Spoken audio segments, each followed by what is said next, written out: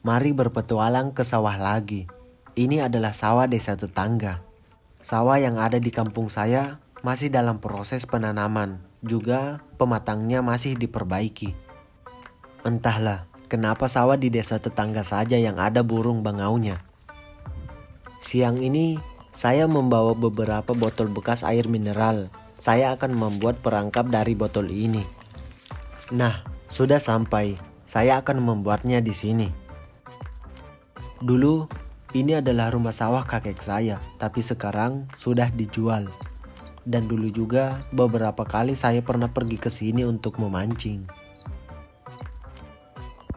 Setelah sampai, saya melihat ke atas. Ternyata di setiap tiangnya ada banyak tanaman yang merambat. Ini adalah beri hutan. Buah ini sering disangka buah anggur, karena memang buah ini bergelantungan seperti anggur dan ada banyak. Baiklah, saya akan memetik beberapa buah saja, lalu saya mencobanya. Ternyata setelah saya mencoba, mulut saya langsung terasa gatal.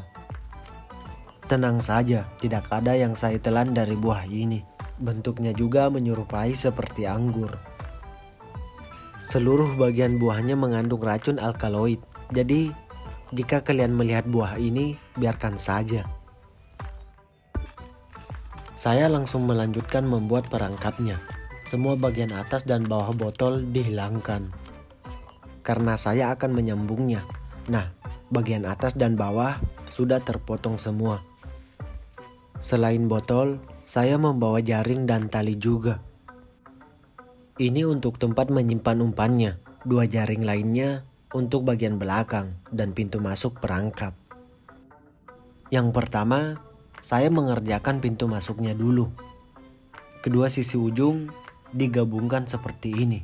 Setelah jadi, langsung digabungkan ke pintu masuk perangkap. Nah, seperti ini. Untuk selanjutnya, saya memasang pintu masuk pertama, lalu diikat. Sementara pintu masuk kedua seperti ini, dan ada jaringnya. Lalu melanjutkan menyatukan jaring pada bagian belakang agar lebih panjang lagi perangkapnya. Kedua sisinya disatukan dengan menggunakan tali. Sudah jadi, ini berada di bagian belakang. Setelah semua bagian disatukan, jadi perangkap belut seperti ini.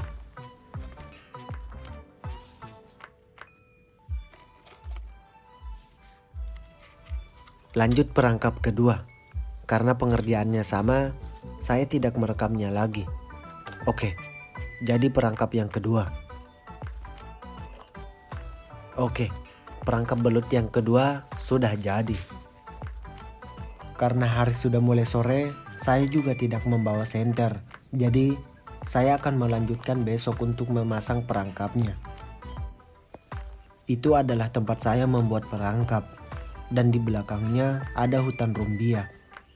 Karena masih pagi, pemasangan perangkapnya sore saja. Saya akan mencari bahan makanan dulu di sini. Setelah masuk, sebelah kanan, saya melihat pohon rumbia yang membusuk. Nanti saya akan ke sana. Setelah masuk, terlihat seperti rawa-rawa di bagian dalam. Air tergenang di mana-mana. Dari sini, saya melihat sesuatu lagi. Baiklah, kalau begitu, langsung saja ke sana. Saya jadi penasaran itu apa. Jika salah injak atau terpeleset, kaki akan tenggelam.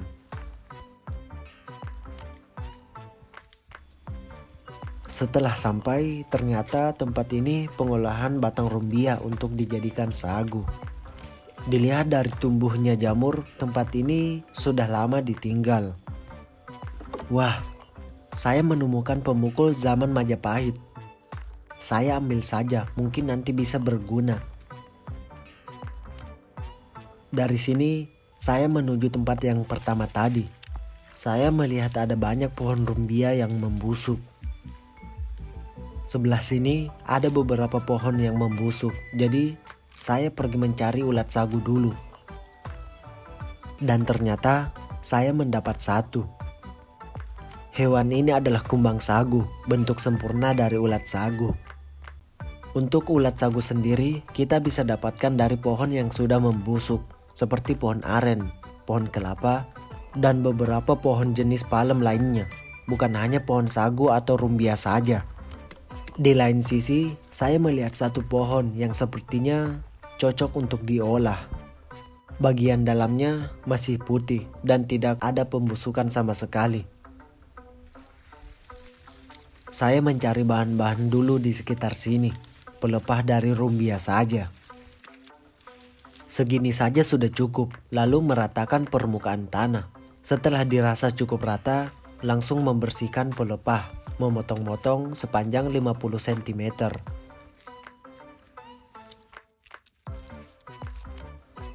Di setiap celahnya, saya membuat patok di sekeliling biar tidak roboh nantinya. Seperti ini. Setelah selesai, menambahkan plastik yang saya dapat untuk dijadikan wadah. Oke cuy, wadahnya sudah jadi. Pohon sagu yang masih bagus tadi, bagian atasnya saya bersihkan lalu mencacahnya menjadi kecil. Setelah dicacah, saya menghancurkan serat pohon sagu ini dengan menggunakan palu peninggalan Majapahit yang saya temukan tadi. Tapi angin tiba-tiba kencang cuy. Semua pohon rumbia di sekitar saya melambai-lambai. Wah, sepertinya hujan mau turun dan awan hitam juga sudah memenuhi langit. Setelah kode alam memberitahu akan turun hujan, saya masih melanjutkan pemukulan ini. Ini adalah penyangga aliran Saripati menuju ke wadah. Untuk alirannya sendiri dari pelepah rumbia. Setelah itu langsung dipasang dan disesuaikan saja.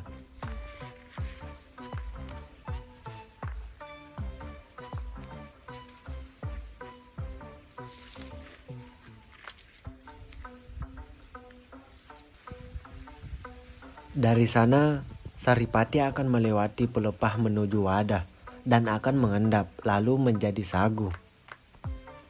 Pelepah kering ternyata sudah banyak yang berlubang, jadi saya menggantinya dengan baru, biar alirannya lebih efektif.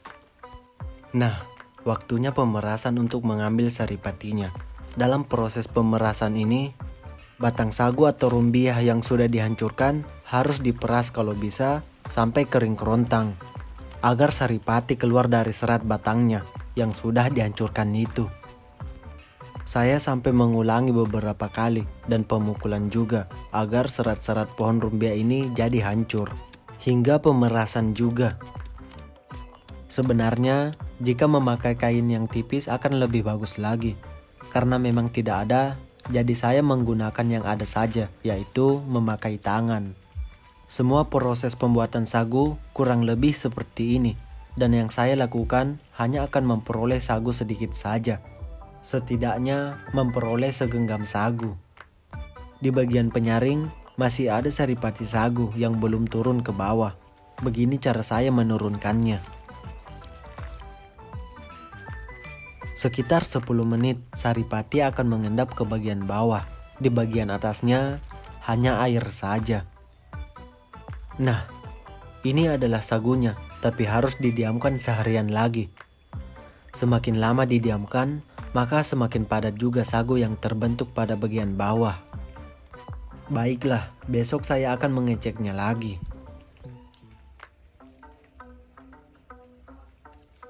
Setelah membuat sagu, saya akan memasang perangkap belut yang kemarin saya buat. Pas juga hari ini sudah mulai sore. Kali ini saya harus bergegas di area gunung sana, sudah mulai hujan. Dengan menggunakan umpan ikan dan bawang putih yang dicincang sampai halus, lalu menyimpan umpannya di bagian pintu yang kedua dan memasang jaring bagian belakang. Nah, seperti ini, umpannya berada di bagian tengah. Lalu saya memasang perangkap ini. Perangkap pertama dipasang area sini. Perangkap kedua dekat rumput yang kering ini. Oke cuy, semua perangkap sudah terpasang dan besok pagi saya akan pergi mengeceknya.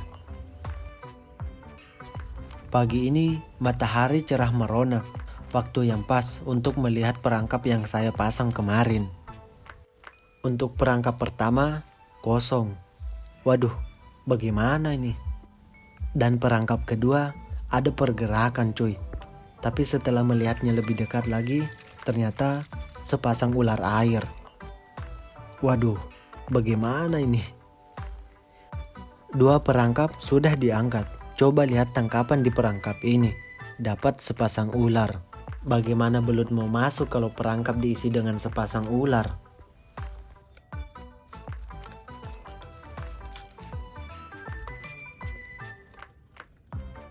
Karena ularnya masih hidup, saya lepaskan saja.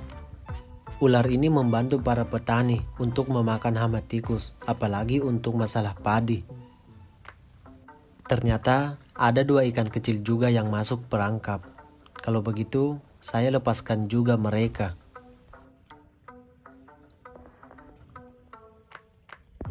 Kembali ke hutan Rumbia, saya akan mengecek sago yang kemarin sempat dibuat. Setelah melihat, sepertinya sagu ini sudah padat dan sudah jadi. Patok bagian pinggir wadah saya buka dulu untuk membuang sisa air pada sagu. Dan sagunya siap dipanen, walaupun hanya sedikit. Seperti yang saya bilang, hasilnya akan segenggam saja. Karena matahari lagi cerahnya, saya akan menjemurnya dulu. Hari ini tidak ada tangkapan, tidak ada lauk. Jadi mari memetik sayur alam saja. Di seluruh bagian sawah ada banyak tanaman genjer ini. Nah, segini saja sudah cukup. Genjer tadi sudah dibersihkan dan dipotong-potong. Bawang putih dan bawang merah juga sudah siap. Apinya juga sudah siap, tinggal memasang wajannya saja. Dan sedikit minyak goreng. Setelah minyaknya panas, saya memasukkan irisan perbawangan tadi, menumisnya sampai harum, lalu sayur masuk. Tinggal menunggu sayurnya jadi layu. Sambil diaduk-aduk, saya juga sudah memasukkan penyedap rasa. Untuk memasak sayur genjer ini sebentar saja, jangan terlalu lama. Memasaknya seperti sayur kangkung. Nah, sayur tumis genjernya sudah jadi.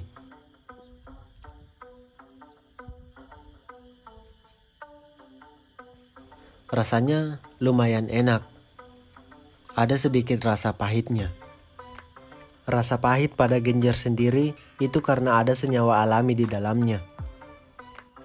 Sebenarnya rasa pahit dari genjer ini bisa dihilangkan dengan cara merebusnya selama 30-60 detik saja.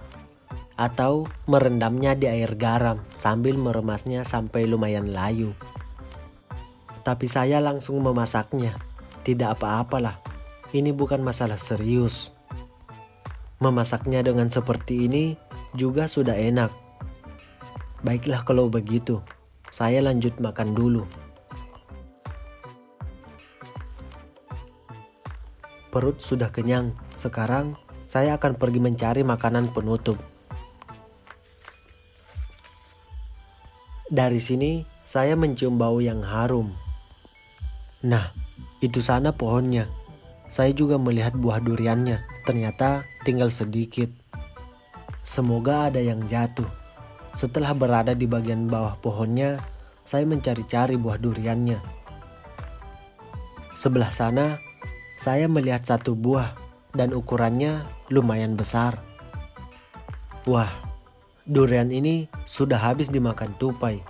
Sudah berlubang berwarna hitam. Itu berarti sudah jatuh beberapa hari yang lalu. Saya akan mencari lagi. Di sekitar sini seperti bau durian lagi. Setelah mencari, ternyata satu durian di balik daun kering ini. Nah, satu durian saja sudah cukup.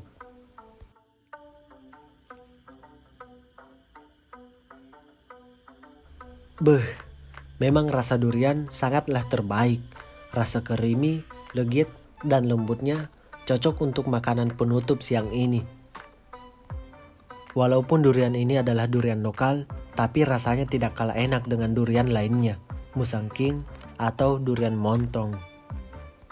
Yang saya herannya, ada orang yang tidak suka dengan buah enak ini. Sebelum hari mulai sore, saya ke sawah lagi mencari spot yang bagus untuk mencari lauk makan sore ini. Saya menyiapkan pancing dulu, mengambil joran, mengikat tali, lalu memasang kailnya. Sepertinya tempat ini cocok, ikan gabus atau lele sudah lumayan. Sekitar 10 menit saya memancing di sini, tidak ada sambaran sama sekali. Cuma ikan-ikan kecil saja yang menghabiskan umpan. Saya beralih ke tempat awal yang tadi, sepertinya kolam kecil ini menjanjikan. Tidak sampai 5 menit, umpan saya ditarik masuk ke dalam pelepah rumbia. Lalu saya mencoba menariknya dengan perlahan, takut jorannya nanti patah. Setelah kailnya keluar dari pelepah rumbia, ternyata dapat ikan lele cuy.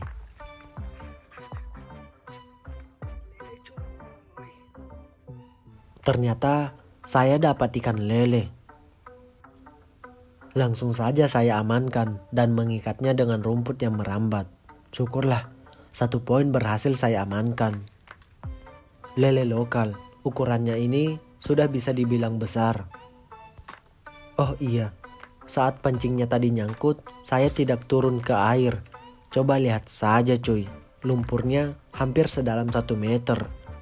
Karena memang tempat ini dulu adalah bekas rawa. Beberapa lama, ikan kedua berhasil saya dapatkan. Ikan betok, ukuran segini sudah bisa dibilang besar. Tapi ada kejadian yang tidak terduga saat mau melepas kail dari ikan.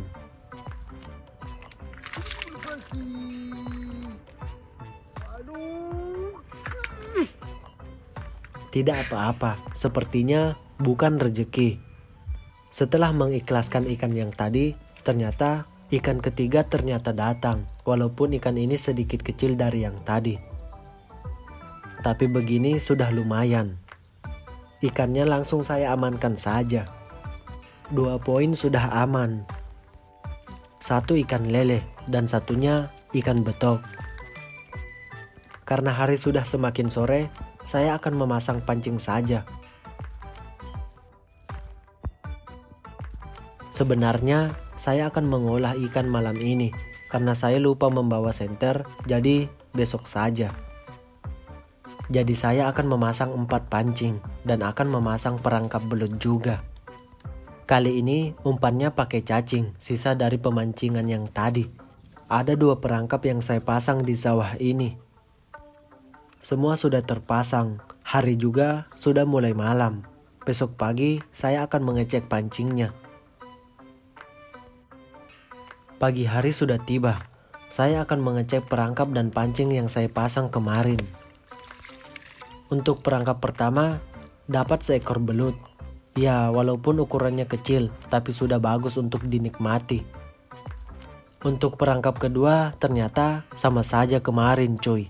Dapat ular juga, tapi ular ini sudah pindah alam. Tinggal mengecek pancing ikannya. Sebelah sana, tali pancing terlihat tegang dan mengarah ke pelepah rumbia. Pancing pertama ternyata kosong, pancing kedua ternyata dapat. Tapi tunggu. Setelah melihat lebih dekat, tinggal kepalanya saja cuy. Sepertinya ikan ini dimakan sama ikan gabus yang berukuran besar, sampai-sampai tersisa kepalanya saja. Untuk pancing ketiga dan keempat, keduanya sama-sama kosong. Tidak apa-apalah, ini bukan masalah serius cuy. Mari mengolah hasil tangkapan kemarin dan hari ini. Setelah mempersiapkan semua bahan-bahan, ikannya sudah dibersihkan, apinya juga sudah menyala. Lalu saya memanaskan minyak, membuat perbumbuan, menumis bawang, menambahkan sedikit air, memasukkan ikan, lalu santan, sambil diaduk-aduk juga. Tinggal menunggu sekitar 10 menit lebih sampai airnya meresap. Oke lah, ikannya sudah masak, tinggal diangkat saja. Dan ikan kuah santannya sudah jadi, ditambah lagi langsung di pinggir sawah. Sangat natural bukan? Mari mencoba hasil tangkapan dan masakan ini. Rasanya, jangan ditanya lagi enaknya. Untuk belut, kuah santannya meresap sampai ke dalam. Walaupun ukurannya kecil, tapi tetap saja enak. Makan langsung di pinggir sawah seperti ini memang akan terasa berkali-kali lipat rasanya. Apalagi ketika angin sepoi-sepoi datang. Untuk ikannya sendiri lebih nikmat lagi. Rasa lembut dari ikan dan gurih dari santan adalah perpaduan yang sempurna. Memang tidak ada yang mengalahkan memasak dan makan langsung di alam. Itu adalah kenikmatan yang hakiki. Saya lanjut makan dulu. Terima kasih sudah menonton dan sampai sini dulu. Sampai ketemu di video selanjutnya.